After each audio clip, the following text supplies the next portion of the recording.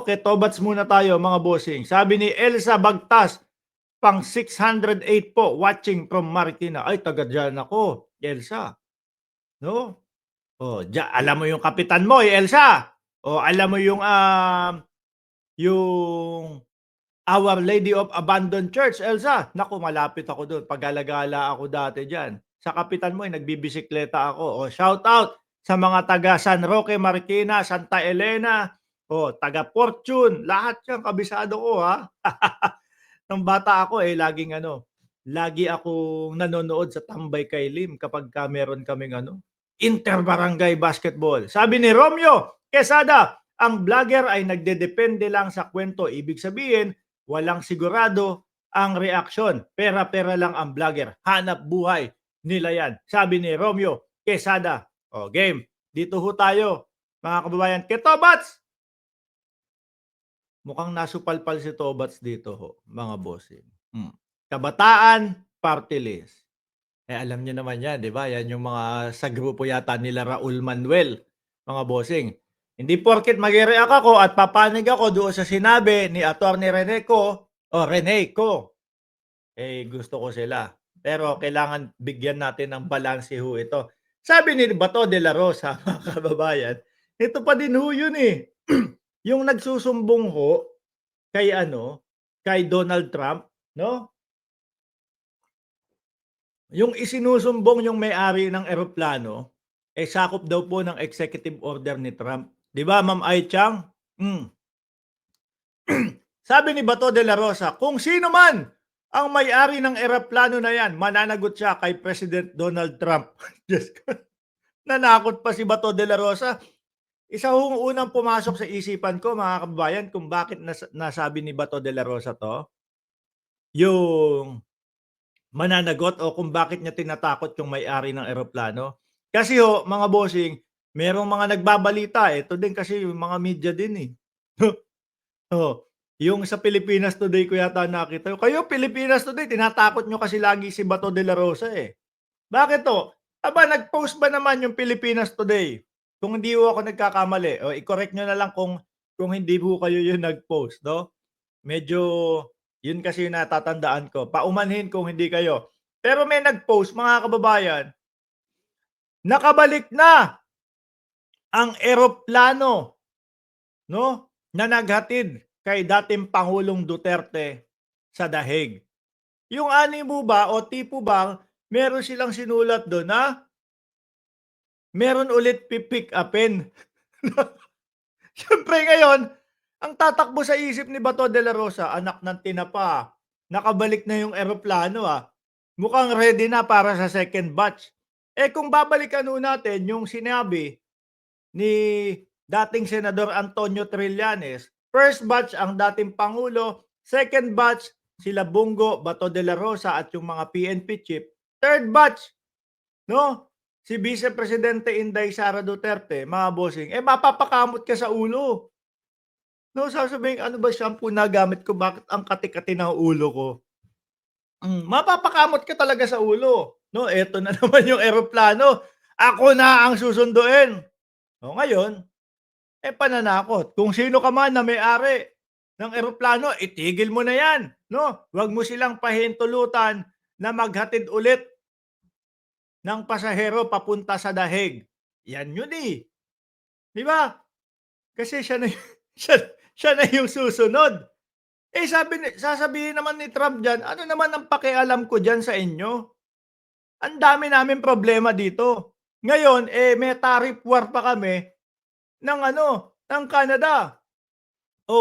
Inaasikaso ko yung magpataw ng mga taripa sa iba't ibang bansa. Ano naman pakialam ko dyan sa inyo? Di ba? Na mismo ang Estados Unidos din, wala naman, hindi naman po sakop ng ICC din, mga kababayan. Bakit doon kayo nagsusumbong? Ang iniebas nila, mga bossing, bakit daw po ibinigay natin sa dayuhan yung kapwa natin Pilipino? No? Matagal na po nating nalinaw yan, matagal na po nating naipapaliwanag yan, na doon po nagreklamo yung mga nabiktima di umano ng EJK. Kasama si Senador Trillanes. Dahil nga ang nakaupo nun, eh, yung irereklamo nila. Oh, 'di ba, mga kababayan? Hmm. Ngayon, eto nagsusumbong kay Trump naman.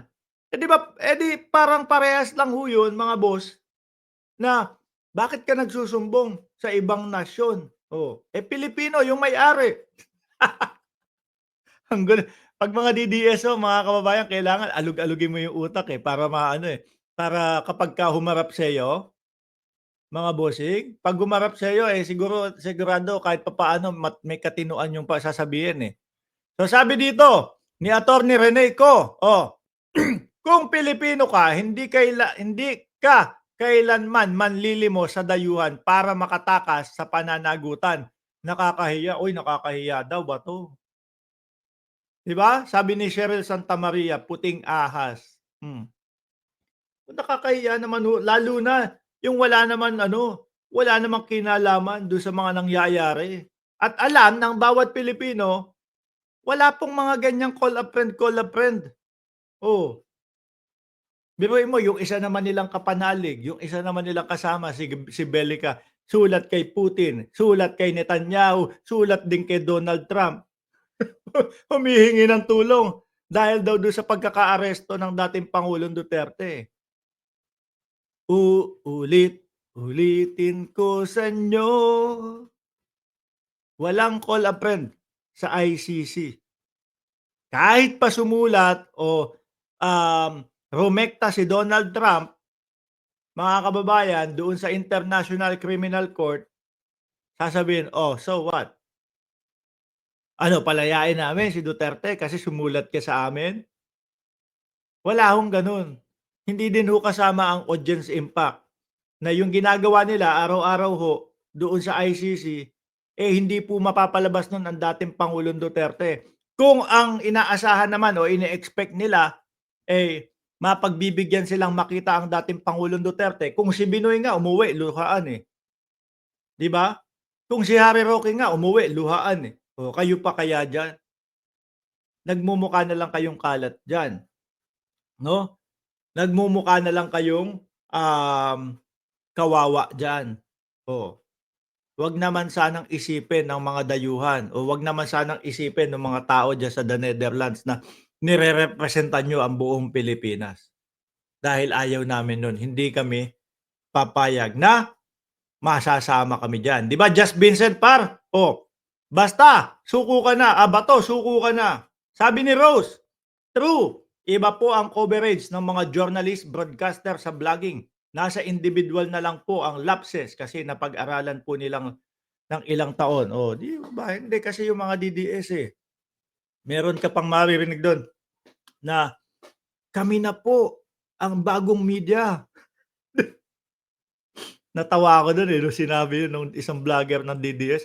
"Kami na po ang bagong media. Hindi na kayo pinagkakatiwalaan ng taong bayan." Tsaka, binabanatan nila si Baby Maris, oh, Baby Maris, eh, 'no? Hindi si Maris Umali. Eh, samantalang yung sinabi naman ni Maris Umali, tignan mo yung mata niya, oh.